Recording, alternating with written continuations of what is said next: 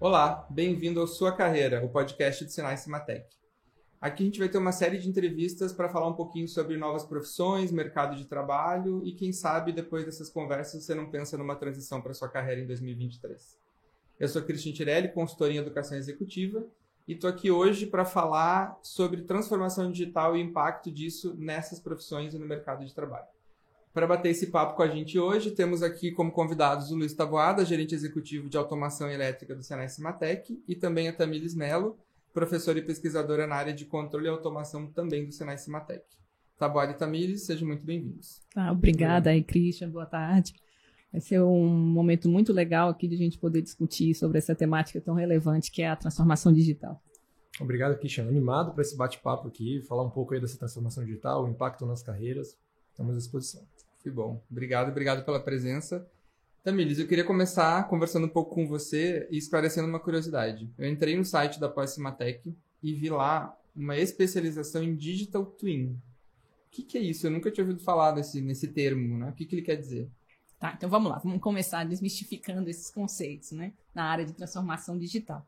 Então, Digital Twin, que seria a tradução gêmeo digital em português, se refere a uma representação virtual de um sistema ou de um processo, mas o grande diferencial é que essa representação virtual ela tem uma atualização dos seus dados de forma simultânea com a representação física.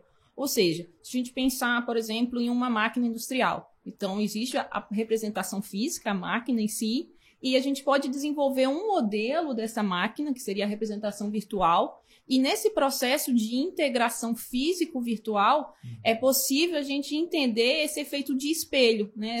Essa relação de ações e eventos no sistema real, e que isso pode ser útil para a gente poder entender sobre noções de rendimento dessa máquina, sobre a manutenção dessa máquina, sobre tomadas de decisão, para que o operador, para que quem está trabalhando com essa máquina consiga otimizar o seu funcionamento. E a gente também está falando de transformação digital, a gente também tem que pensar no profissional, né? Porque a transformação digital ela envolve pessoas, ela envolve processos, ela envolve tecnologias. E o Digital Twin, nesse processo, ele é uma das principais ferramentas que estão promovendo essa transformação digital. Então, se a gente for pensar em transformação digital, a gente precisa entender que o profissional vai precisar se adequar a essas novas tecnologias, buscar formações, buscar treinamentos, e o Senai Cimatec está trazendo uma excelente oportunidade por essa especialização em Digital Twin, que é um curso 100% EAD e que tem grandes parcerias como a Siemens, como o Instituto Fraunhofer, e através desse curso o profissional ele vai ter uma excelente oportunidade de conseguir se inserir no mercado de trabalho e estar aí com as tecnologias, trabalhando com as tecnologias emergentes. E para mim, que sou formado em administração, se eu tiver interesse assim, em me especializar nessa área, faz sentido ou isso é só para quem é engenheiro? É possível. A tecnologia, né, ela transforma, é um agente transformador, né, na sociedade. Então, falar de, por exemplo, Digital Twin ou esses pilares tecnológicos da indústria, que a gente chama que é a indústria 4.0, que seria esse momento da revolução industrial que a gente está passando, não se restringe a engenheiros, a cientistas da computação, a profissionais de TI. São todos os profissionais que têm interesse, que estão aptos de trabalhar com modelos precisos e atualizados de sistemas físicos e que querem, né, integrar essa relação aí físico-digital, que hoje é muito inerente ao nosso dia a dia.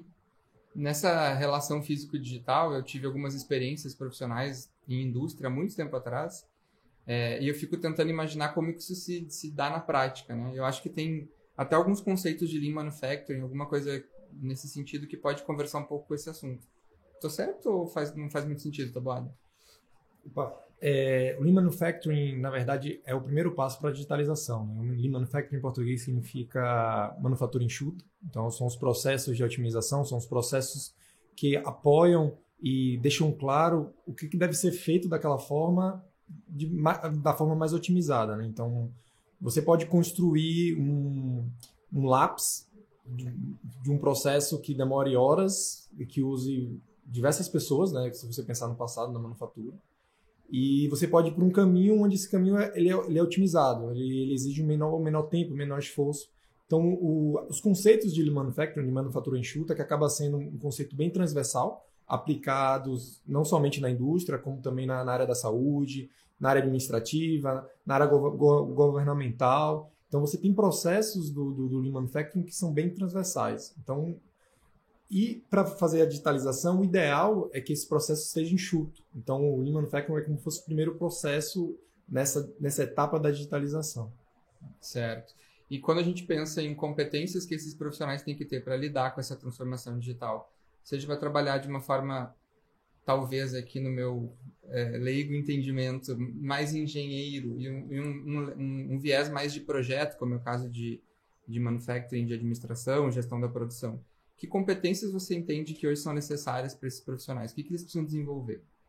Bem, acho que todo profissional hoje, né, independente de trabalhar na área de engenharia, na área de tecnologia, ele é um profissional que tem que ser tipo uma metamorfose ambulante, porque o sistema ele é muito dinâmico, né? Então a gente precisa lidar com esse dinamismo, com esses desafios que aparecem, né? Então a tecnologia ela acelera esse processo de dinamismo, essas modificações. Então eu entendo que um profissional que é atrativo, não só para a indústria, para a sociedade, né, para o mercado, é aquele que sabe lidar com esses desafios, né, que entende esse dinamismo dos negócios, que busca compreender o grau de complexidade dos projetos e que principalmente tenta usar o seu conhecimento para conseguir trazer a melhor solução para um determinado problema, ou seja, que quer trazer essa solução, que busca, né, outros conhecimentos para trazer isso de forma adequada e eficiente. Então, é muito importante que esse profissional ele busque essas capacitações, busque esses treinamentos, busque interações, imersões tecnológicas, para que ele perceba o grau de desafio que ele precisa lidar e como ele está preparado para esse universo. Não é uma competição entre homem e máquina, né? Não, exatamente. A gente entende que é uma interface, né? Então, é tanto que a gente usa esse termo, né, que é a interface humano-máquina, né? Até alguns anos atrás usavam muito esse termo homem-máquina, mas a gente entende que envolve outras questões, né? Ou seja, é o humano como um todo. Hoje, até mesmo no Digital Twin, a gente tem uma área, né, que a gente fala que é a área do Digital Twin humano, né? Não é apenas se preocupar com o gêmeo digital da máquina, e sim também entender como é que o humano interage com esse processo. Quais são as características do humano que vai fazer com que esse processo seja mais ou menos otimizado. Então, a gente precisa entender os dois lados, né? Como eu falei, para falar de transformação digital, a gente falar de processos, falar de tecnologia, falar de ferramentas, mas falar das pessoas interagindo nesse todo. Então, Boa, da tua experiência como gestor, né, você enxerga essas competências nas pessoas que trabalham com você? O que você busca nessas pessoas que visam trabalhar também nessa área? Eu vejo hoje o dinamismo do trabalho ele mudou bastante, né? A forma que você toca as tarefas, a forma que você planeja a execução de um projeto, isso é muito dinâmico hoje. A digitalização ela veio para isso, né? Se você pensar hoje, a pandemia catalisou isso muito forte, né? As reuniões virtuais, as reuniões híbridas.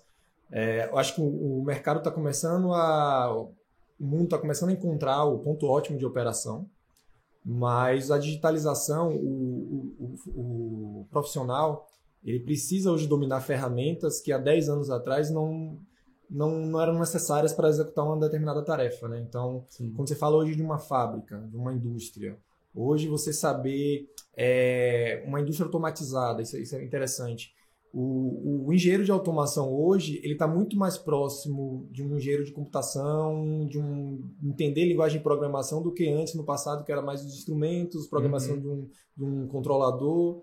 Então hoje ele entra no mundo muito mais de programação, hoje a gente vê muita questão de Power BI, né, daquela informação estar ali sempre presente, a informação é muito importante.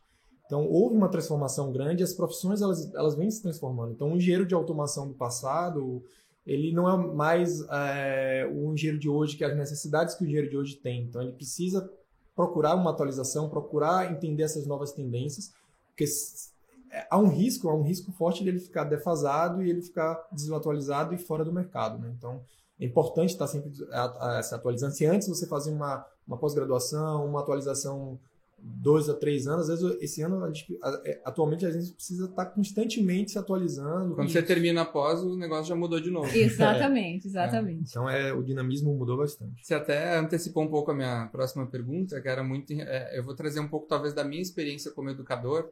A gente teve uma transformação na educação por causa da pandemia que foi extraordinária, né? A gente teve que sair do mundo presencial, a maioria dos professores, para o mundo digital que ninguém estava acostumado, né? Assim, existia até uma certa resistência de professores que entravam nesse mundo digital. Isso foi um grande desafio para todos os docentes. Vocês enxergam, além dos engenheiros, que eu também trouxe aqui que esse engenheiro de automação hoje precisa se aproximar mais da parte digital, quais outras profissões vocês entendem que tiveram um grande impacto com a transformação digital? E aí, vamos ver, né? Então, eu acredito que não só a parte de docência, né, como você falou, eu acho que foi catalisador na docência essa mudança drástica que a gente teve devido a esse período pandêmico, mas também as outras profissões, né, que não necessariamente desenvolvem tecnologias, que são usuárias das tecnologias, precisaram também se transformar. Então, por exemplo, pensar hoje aqui, por exemplo, no Cimatec, a gente tem uma dinâmica que não necessariamente em todo momento a gente faz reunião presencial, porque a gente também tem outros compromissos, então as reuniões virtuais, elas entraram com um mecanismo de acelerar, de otimizar nosso desempenho durante o dia. Se a gente pensar também em outras profissões que sejam, por exemplo, voltada para a parte de pesquisa, que seja da área biológica, a gente teve um avanço incrível, né? Ou seja, todo o conhecimento que foi antes utilizado para o desenvolvimento da vacina, hoje a gente consegue entender o quanto é importante a gente investir em educação, o quanto é importante a gente estar pensando nesse processo de capacitação, de reciclagem contínua que faz o ser humano, né, ter essa capacidade de transformar a sociedade. Então, eu enxergo que todas as profissões que envolvem essa parte de ciência, que envolvem essa parte de educação e que envolvem essa ideia de concretizar, né, ideias, elas realmente tiveram um processo aí muito forte, muito acelerado com a pandemia. E a gente vai ter que entender que vai ter coisas que a gente vai naturalizar, né, com esse processo, e vão ter outras coisas que vai ficar como realmente um aprendizado para que a gente evite no futuro, né, que isso aconteça. Eu vejo um impacto muito grande na operação das coisas, na operação desde uma indústria, na operação de uma padaria, da operação de supermercado. Isso acaba, isso influencia diretamente, por exemplo, as equipes de manutenção. Então, a gente viu durante a pandemia que a presença da pessoa é importante, mas nem sempre é necessária. Então, a gente tem, por exemplo, na área de gestão de manutenção, na área de confiabilidade, gestão da confiabilidade, a gente viu que é possível operar coisas remotamente, né? Então, aí tem um impacto diretamente nessas profissões, né? Vocês precisam, de uma certa forma, buscar atualização, buscar entender esses novos processos, porque a tendência é cada vez mais você ter plantas desabitadas, você ter operações com um número mínimo de equipe, de pessoas em loco e outras pessoas de sobreaviso à distância. Sim. Então, acho que eu enxergo também que a operação acabou tendo um impacto, e a operação, eu digo, hospital, indústria, supermercado, shopping center. Então, eu vejo a operação foi impactada. Eu acho que, eu não sei assim, a idade de vocês, mas na minha época eu assisti os Jetsons. Não sei se você é da época, obrigado. Sim, é da época. Que bom. E nessa época eu lembro que eu assisti assim, eu vi como é que ele conversa com outra pessoa ali, né? E a gente olha para aquilo hoje, é tão natural, claro que a gente ainda não anda sobre o céu, como eles andavam lá, né? Mas o que eu percebo? Que essas transformações, elas demoravam muito mais tempo para acontecer. Como você falou agora em aceleração, né? Em todo esse processo. O que diferencia o tempo de organização e de formação que a gente precisa ter para dar conta disso? Vocês comentaram agora de ter que estar sempre se atualizando e tal. De que forma um curso de pós-graduação, que é um pouco mais longo, pode ajudar a gente a dar conta desse novo cenário? Olha, eu entendo que os cursos, né, sejam cursos no formato lato sensu, né, que seriam as especializações, o MBAs, MBIs, e os cursos de estrito sensu, como mestrado, doutorado, eles permitem que a gente consiga entender essas tendências e que a gente consiga absorver elas da melhor forma para a nossa realidade, para o nosso dia a dia.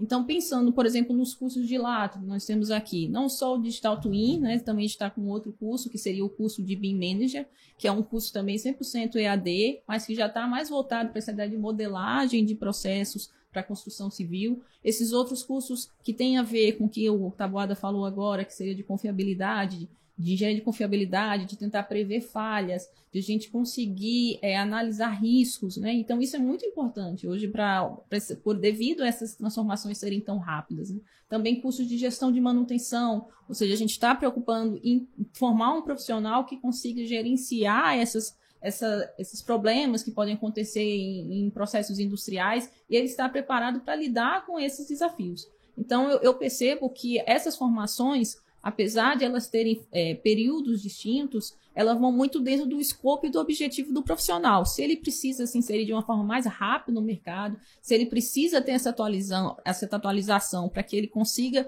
ter um resultado mais efetivo no que ele vem fazendo, então, eu acredito que um curso de especialização, um MBI, um MBI, ele vai estar mais direcionado para o perfil desse profissional. Agora, se é um profissional que ele quer uma carreira mais investigativa, que ele quer se inserir, por exemplo, no universo científico, no universo acadêmico, um mestrado, um doutorado, é aquela ideia de a gente descobrir aquela pontinha, né, que alguém deixou lá e agora disse assim, agora eu vou dar mais um passo e vou fazer isso. Cientista. Ser cientista, exatamente, né? Porque isso acontece muito, né, durante a nossa formação. Às vezes tem pessoas que têm um formato, né, têm um viés cientista, mas às vezes devido ao seu dia a dia, os desafios, né, que não envolvem só questões profissionais, também questões pessoais, fazem com que ela mude a rota. Então, é sempre importante a gente entender que todo momento a gente está preparado para isso. Ou seja, a gente tem que estar apto a querer fazer essa transformação, seja ela digital, seja ela pessoal, seja ela profissional, e a gente buscar isso. Então, eu percebo que a gente precisa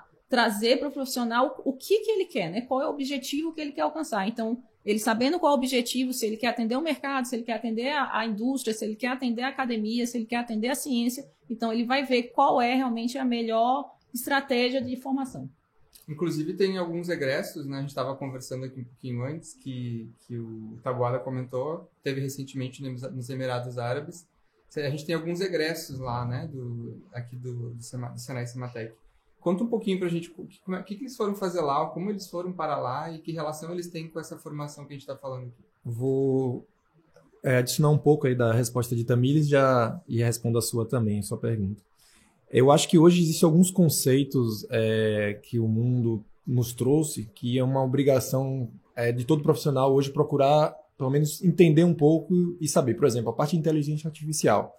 As grandes empresas hoje estão exigindo que as pessoas entendam, desde que a pessoa seja um engenheiro, um administrador, um diretor da empresa, entender o impacto que isso vai ter no negócio. Então, acho que essa inteligência artificial, a inteligência das máquinas, é algo que veio, vai ficar e vai evoluir. E aí, indo nessa linha, a gente fala um pouco de robótica autônoma, né, que é uma área que a gente vem desenvolvendo tanto na área educacional aqui, formando profissionais e também desenvolvendo grandes projetos, né, como o Flatfish, que é um projeto de referência nosso aqui do Cimatec, que é um robô autônomo submarino. A gente montou uma estrutura aqui dentro para formar pessoas nessa área que a gente hoje é referência até, eu posso dizer, mundial. Então, é uma área que você dificilmente encontra pessoas no mercado.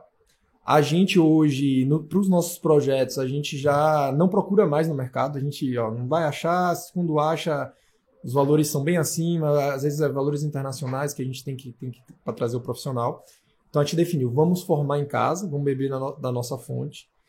E os outros players mundiais também nos descobriram, né? Então, hoje, por exemplo, a gente tem cerca de 11 profissionais nossos estão nos Emirados Árabes, trabalhando no centro de pesquisa lá, trabalhando com robótica autônoma. A gente tem pessoas na Suécia, temos pessoas no Reino Unido, pessoas que estão trabalhando nessa área. Então, a gente está precisando, outras empresas estão precisando. E a gente aqui, exportando talentos. Estamos exportando talentos nessa área de robótica autônoma, né? Então a robótica industrial também é muito forte. Então a gente hoje tem além de ter isso, desenvolvimento de projetos e soluções aqui dentro, a gente também está buscando formar pessoas e a gente está colocando esse tipo de formação disponível para o mercado e buscando talentos, né? Então a gente pede aí, quem tem interesse em robótica autônoma, é algo que vai ser uma profissão que no futuro vai vai ter uma demanda que hoje eu não sei ainda quantificar, mas vai ser algo bem significativo. Inclusive aqui no Senai Cimatec tem um centro tecnológico, né, super avançado, onde parte dessas aulas acontece, né? Isso, a gente usa plataformas de projetos nossos, plataformas assim, tem sensores, tem alguns tipos de equipamentos que são poucas unidades no mundo, que a gente acabou adquirindo durante projetos, e essas pessoas vão ter acesso a esses equipamentos, a essas plataformas, a esses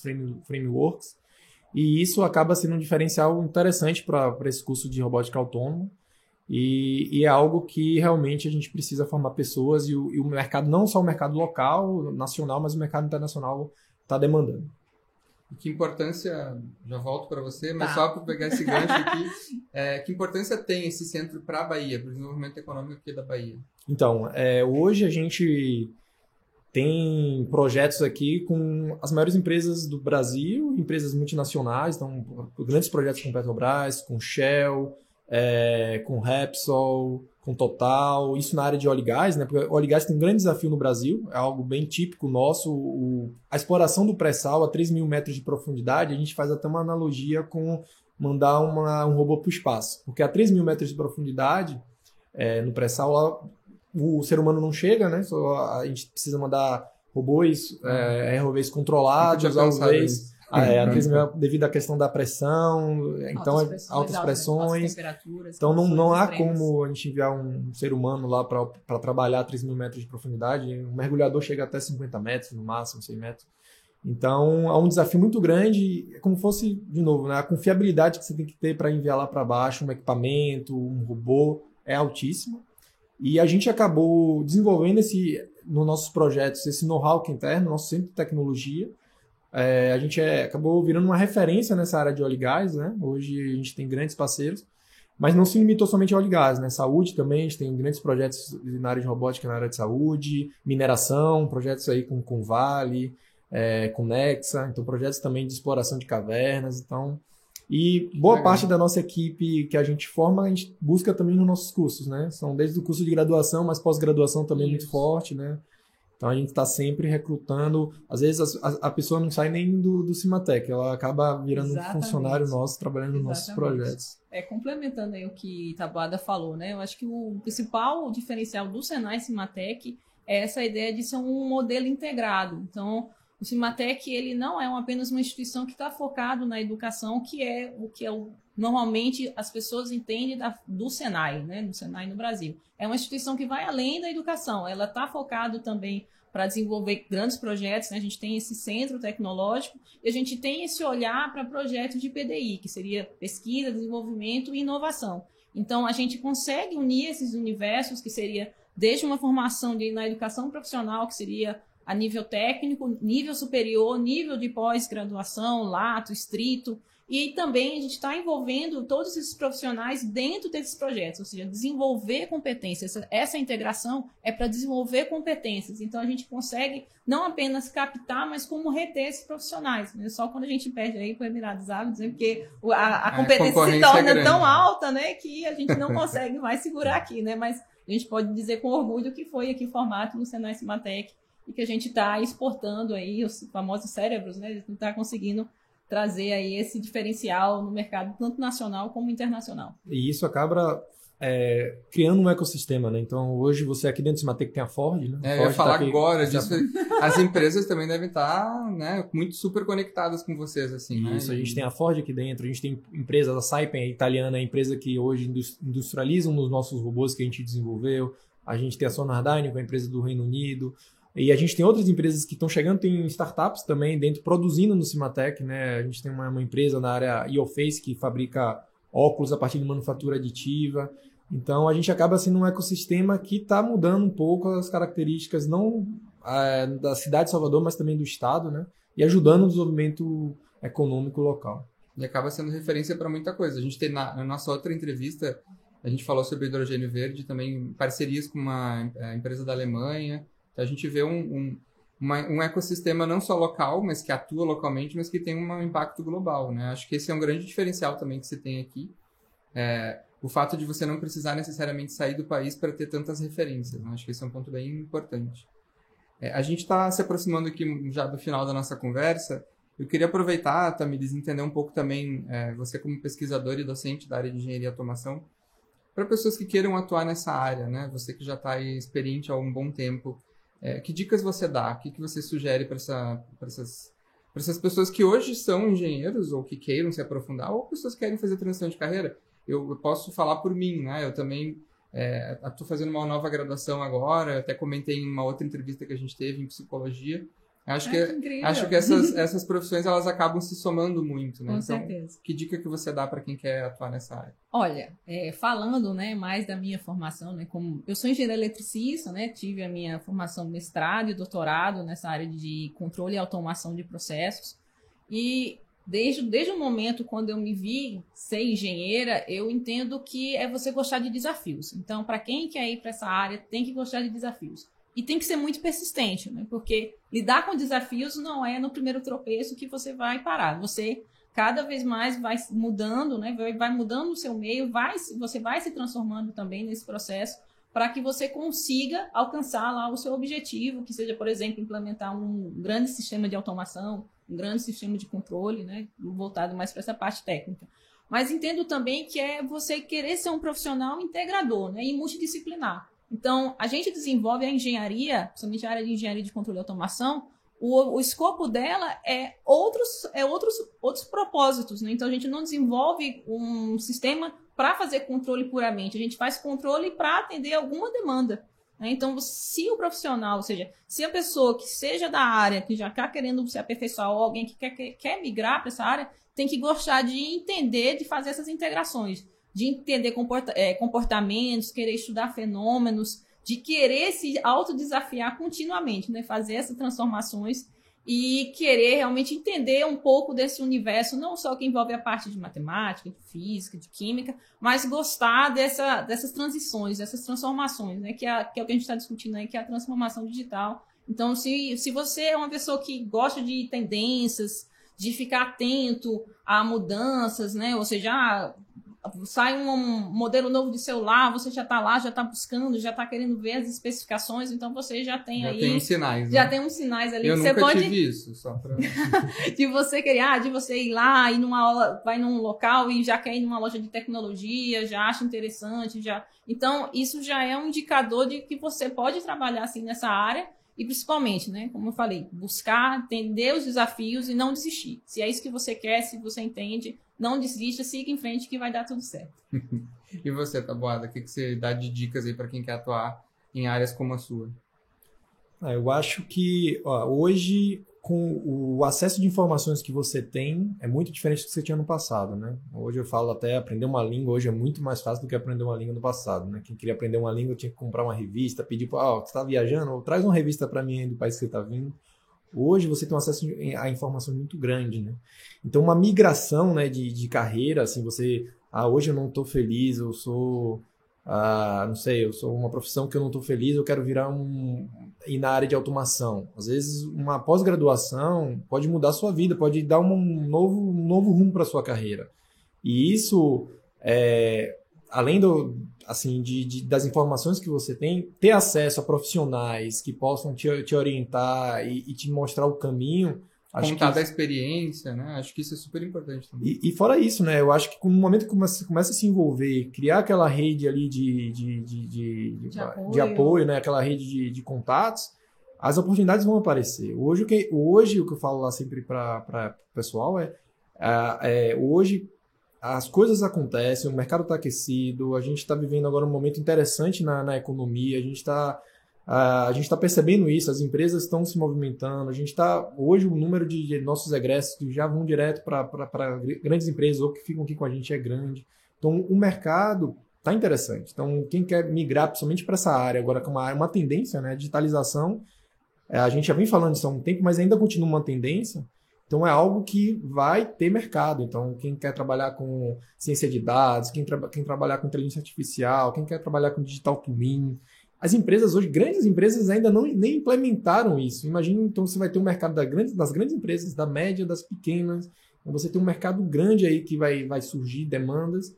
A gente já tem essas demandas, né, Taboada? A gente já tem uma carteira de projetos com muitas empresas, né, com níveis de maturidade tecnológica diferentes, que já vem querendo essas transformações digitais. Então, é importante também entender qual é o nível de maturidade tecnológica e como é que esse processo de transformação vai acontecer. Então, envolve as pessoas, as empresas, né? Envolve todo esse ecossistema. Então, isso não é para o futuro, isso já é o agora, né? A gente já está vivenciando essas demandas. Importante esse tema de maturidade tecnológica, porque ele tem muito a ver não só com as empresas, mas também com as pessoas. O quanto a gente está disposto a sair do nosso status quo ali de eu tenho medo de tecnologia, não é para mim, não existe mais isso, né? Acho que tecnologia é para todo mundo, ela é condição, ela não é mais um diferencial, ela é necessária. Claro que aqueles que são mais apaixonados por isso vão por um caminho de descoberta, de ciência, e outros vão usar como um suporte, uma ferramenta ao seu trabalho. Então, o papo está muito bom, eu queria conversar com vocês bastante tempo, mas a gente precisa encerrar aqui a nossa conversa de agora. Eu queria mais uma vez agradecer o tempo de vocês. Aí pela Obrigado, Tamires. E deixar claro que o Senai Cimatec está de portas abertas aí para todo mundo que quer fazer esse processo de transformação digital e a gente poder apoiar nessa jornada, desenvolver competências, de mudar de carreira, de aperfeiçoar a sua carreira. Estamos aqui para isso. Obrigado, Tamires. Obrigado, Taboada. Obrigado, Christian, pelo bate-papo. Foi ótimo bate-papo e reforçando essa ideia de Tamires, a gente tem vários casos aqui de pessoas que a gente ajudou a fazer essa transformação e é gratificante. A gente vê as pessoas mudando, as pessoas indo, não só uma transformação profissional, mas uma transformação pessoal também. O impacto é completo. Impressionante, né, como isso muda. Bom, gente, aqui Christian Tirelli falando com vocês. Queria agradecer mais uma vez e dizer que quem quiser ter mais informações sobre esses cursos que a gente comentou aqui, acessa pós-cimatec.com.br e lá vocês vão ter todas as informações. Obrigado e até a próxima.